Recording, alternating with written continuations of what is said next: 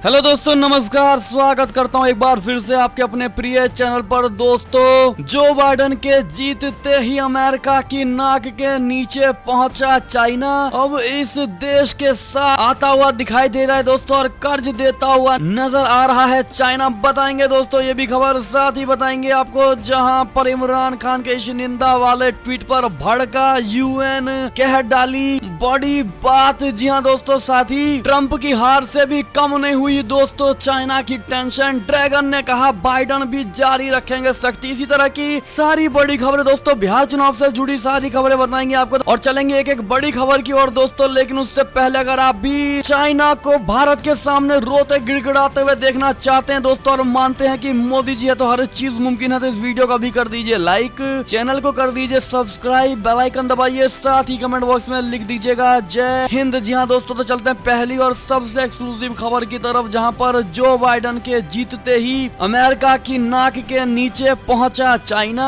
अब इस देश को देने जा रहा है ये कर्ज। जी हां दोस्तों, चाइना ने जो बाइडन के राष्ट्रपति चुनाव जीतते ही अमेरिका को घेरना शुरू कर दिया है। जिनपिंग प्रशासन ने अमेरिका के करीब स्थित जमैका को कर्ज और हाईवे बनाने के लिए तकनीकी देने की पेशकश की है। अगर जमैका चाइना के इस उपहार को स्वीकार कर लेता है तो अमेरिका के नाक के नीचे तक चीनी कम्युनिस्ट पार्टी की पकड़ हो जाएगी दोस्तों। ऐसा नहीं है कि चाइना ने जमैका को अपने पाले में करने का प्रयास अभी से करना शुरू किया है। बीमारी फैलाकर दवा बांटने वाले आपने अपने अभियान के तहत चाइना ने जमैका को पहले ही कोरोना वायरस के टेस्टिंग किट, मास्क और वेंटिलेटर के कई बड़े शिपमेंट भी भेजे हैं। इतना ही नहीं, चीन वहां के सुरक्षा बलों और सेना को कई सुरक्षा उपकरण भी दान में दिए हैं। जी हाँ दोस्तों, ऐसे में ये बड़ी खबर आती हुई नजर आ रही है दोस्तों, जहां पर ट्रंप के हारते ही चाइना आगे निकलने की कोशिश कर रहा है दोस्तों। अब देखना ये होगा कि जो बाइडन इस पर क्या एक्शन लेते हैं। इससे जुड़ी जो भी खबरें होगी आपको दोस्तों हम सबसे पहले बताएंगे, इसलिए आप अगर हमारे चैनल पर नए हैं दोस्तों तो इस वीडियो को लाइक करके चैनल को सब्सक्राइब करके बेल आइकन जरूर दबा दीजिएगा। चलते और बड़ी खबर की ओर, जहां इमरान खान के इस निंदा वाले ट्वीट पर भड़का यूएन वॉच। कहा आप यूएनएचआरसी में रहने लायक ही नहीं है। जी हाँ दोस्तों, बड़ी बात कह दी है। इमरान खान को यूएनएचआरसी ने पाकिस्तान के प्रधानमंत्री इमरान खान और संयुक्त राष्ट्र समर्थित संस्था यूएन वॉच के बीच अभिव्यक्ति की आजादी के मुद्दे पर जुबानी जंग देखी जा रही है। इमरान खान ने फ्रांस पर निशाना साधते हुए ट्वीट किया था कि अभिव्यक्ति की आजादी के नाम पर इस निंदा को बर्दाश्त नहीं किया जा सकता है। इसके बाद ही यूएन वॉच ने उनके इस ट्वीट को रीट्वीट करते हुए लिखा कि आपकी संयुक्त राष्ट्र के मानवाधिकार संगठन में मौजूदगी बर्दाश्त के बाहर है। आपको बता दें, पाकिस्तान के ऊपर लगातार मानवाधिकार उल्लंघन के गंभीर आरोप लगते रहते हैं। इसके बावजूद इस साल चीन और रूस के साथ पाकिस्तान को भी संयुक्त राष्ट्र के मानवाधिकार संगठन का सदस्य बनाया गया है। उस समय भी यूएन वॉच ने एक बयान जारी कर पाकिस्तान के सदस्य बनने पर कड़ी आपत्ति जताई थी। ऐसे में दोस्तों, पाकिस्तान के इस प्रधानमंत्री की इतनी घोर बेइज्जती की गई है दोस्तों यूएन की तरफ से, जहां पर साफ कह दिया है कि आप यूएनएचआरसी में रहने लायक नहीं हो। ऐसे में दोस्तों, इससे बड़ी बेइज्जती किसी प्रधानमंत्री के लिए और क्या हो सकती है, वो भी अंतरराष्ट्रीय स्तर पर। ऐसे में दोस्तों, इमरान खान को आप किस नजरिए से देखते हैं, कमेंट करके जरूर बताइएगा इस आतंकिस्तान के प्रधानमंत्री को लेकर। एक और खबर की माने तो मालदीव पहुंचे भारतीय विदेश सचिव, इस प्रोजेक्ट के लिए सौंपेंगे 740 करोड़ रुपए की मदद। जी हाँ दोस्तों, भारतीय विदेश सचिव हर्ष श्रृंगला मालदीव दौरे पर हैं और आज मालदीव के साथ खेल के क्षेत्र में एमओयू और कुछ उच्च प्रभाव वाले सामुदायिक विकास परियोजनाओं के कार्यान्वयन पर हस्ताक्षर करेंगे। इससे पहले उन्होंने मालदीव के विदेश सचिव अब्दुल गफूर मोहम्मद के साथ चर्चा की थी। मालदीव के विदेश मंत्रालय ने कहा कि अब्दुल गफूर मोहम्मद और हर्ष श्रृंगला के बीच मुलाकात में कोरोना महामारी के कारण उत्पन्न गतिरोध को कम करने और पर्यटन को बढ़ावा देने समेत कई मुद्दों पर चर्चा हुई। इसके अलावा दोनों के बीच मालदीव में आर्थिक सुधार में भारतीय सहायता को लेकर चर्चा की गई। बता दें कि कोरोना महामारी के शुरुआत में भारत ने मालदीव को भोजन और चिकित्सा समेत कई राहत पहुंचाई थी। ऐसे में दोस्तों, कल ही खबर आई थी जहां पर भारत ने नेपाल को 28 वेंटिलेटर पहुंचाए दोस्तों, और अब मालदीव को लेकर ये बड़ी खबर आ रही, जहां पर यहाँ भी भारत ने अपनी दरियादिली दिखाई आई है दोस्तों, और जहां पर नेपाल चाइना के साथ हाथ मिलाता हुआ नजर आ रहा है दोस्तों, और भारत के खिलाफ साजिशें रचने की कोशिश कर रहा है। लेकिन फिर भी भारत का इतना बड़ा दिल कि भारत अपने सारे बैर, सारी दुश्मनी छोड़ करके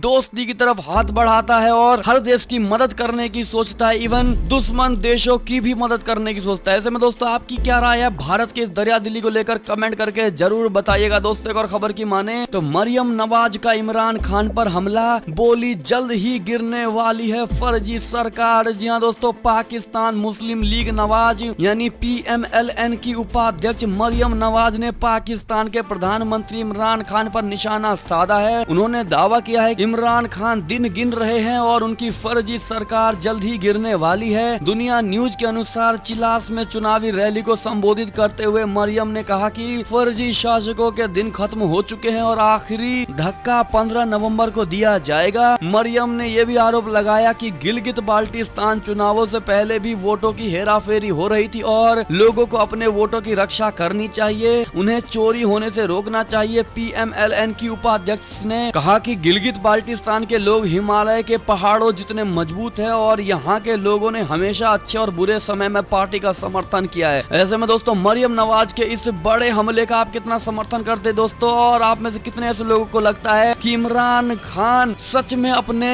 दिन गिन रहे हैं और जल्द ही उनकी सरकार गिरने वाली है दोस्तों? तो कमेंट करके जरूर बताइएगा जितने लोगों को भी ये लगता है। एक और खबर की माने तो ट्रंप की हार से भी कम नहीं हुई चाइना की टेंशन। ड्रैगन ने कहा बाइडन भी जारी रखेंगे चाइना के खिलाफ सख्ती। जी हाँ दोस्तों, आपको बता दें अमेरिकी राष्ट्रपति चुनाव में डोनाल्ड ट्रंप की हार और जो बाइडन की जीत के बाद सभी देश इस बात पर मंथन में जुटे हुए हैं कि आने वाले समय में अमेरिका के साथ उनका रिश्ता कैसा होगा। इस बीच चाइना ने माना है कि शासन में डोनाल्ड ट्रंप रहे या जो बाइडन, अमेरिका उसके खिलाफ सख्ती जारी रखेगा। चाइना सरकार के मुखपत्र ने लोगों को मन में ये भ्रम नहीं पालने को कहा है कि जो बाइडन की जीत से अमेरिका के साथ रिश्ते सुधर जाएंगे या इसमें कोई बदलाव आएगा। चाइना के मुखपत्र ने कहा कि चाइना के साथ अमेरिका की प्रतिद्वंदिता और चाइना के खिलाफ इसकी घेराबंदी और तेजी होगी, लेकिन ये दोनों देशों के आम लोगों और अंतर्राष्ट्रीय समुदाय के हित में है कि चाइना अमेरिका के रिश्तों में नरमी आए और ये नियंत्रण योग्य बने। ऐसे में दोस्तों चाइना को आज भी डर सता रहा है कि अमेरिका उनके साथ दुश्मनी और तगड़ी कर लेगा। ऐसे में आपकी क्या राय है दोस्तों, और आप क्या चाहते हैं इस चाइना को लेकर, कमेंट करके जरूर बताइएगा। चलते हैं एक और बड़ी खबर की ओर दोस्तों, जहां पर डोनाल्ड ट्रंप के अड़ियल रुख से परिवार में दरार, बेटी और दामाद चाहते हैं कि स्वीकार कर ले हार। जी हाँ दोस्तों, अमेरिकी राष्ट्रपति चुनाव के नतीजों को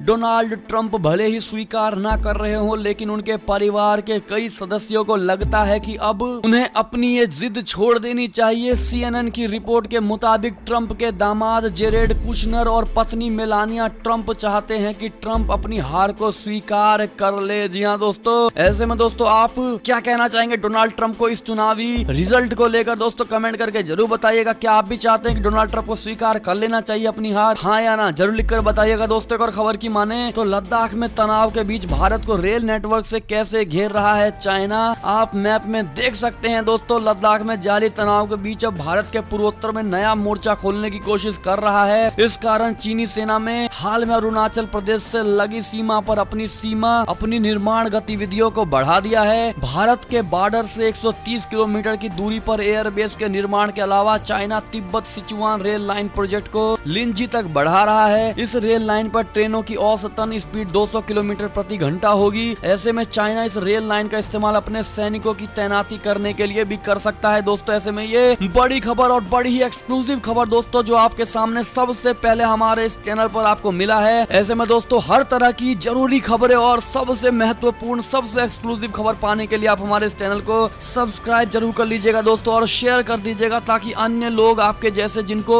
इन्फॉर्मेशन चाहिए होगी वो उनको इन्फॉर्मेशन मिलती रहे। तो ऐसे में शेयर करना बिल्कुल मत भूलिएगा दोस्तों। और खबर की माने तो 700 करोड़ का दिवाली गिफ्ट देकर बोले प्रधानमंत्री मोदी, कहा काशी जो मांगा जी भर कर मिला। जी हाँ दोस्तों, प्रधानमंत्री नरेंद्र मोदी ने सोमवार को अपने संसदीय क्षेत्र वाराणसी को दिवाली का तोहफा दिया। पीएम मोदी ने करीब 700 करोड़ से अधिक की योजनाओं का लोकार्पण और शिलान्यास किया। प्रधानमंत्री नरेंद्र मोदी ने यहाँ कहा कि काशी में जो भी हो रहा है वो बाबा विश्वनाथ की कृपा से ही हो रहा है। प्रधानमंत्री मोदी बोले कि अब काशी स्वास्थ्य सुविधाओं का हब बन रहा है। प्रधानमंत्री ने यहाँ एक बार फिर लोगों से लोकल सामान का उपयोग करने की अपील की। साथ ही प्रधानमंत्री मोदी ने कहा कि सिर्फ दिए लेना ही लोकल नहीं है, बल्कि देश में जो भी सामान बनता है उसका उपयोग करें। प्रधानमंत्री मोदी ने कहा कि काशी ने जो मांगा मुझे जी भर कर मिला है, लेकिन मैंने अपने लिए कुछ नहीं मांगा है। मैं अपील करता हूं कि आप लोकल का ही प्रयोग करें। ऐसे में दोस्तों प्रधानमंत्री मोदी ने बड़े ही दिल को छू जाने वाली बातें कही हैं दोस्तों, और भारत के सामानों का भरपूर उपयोग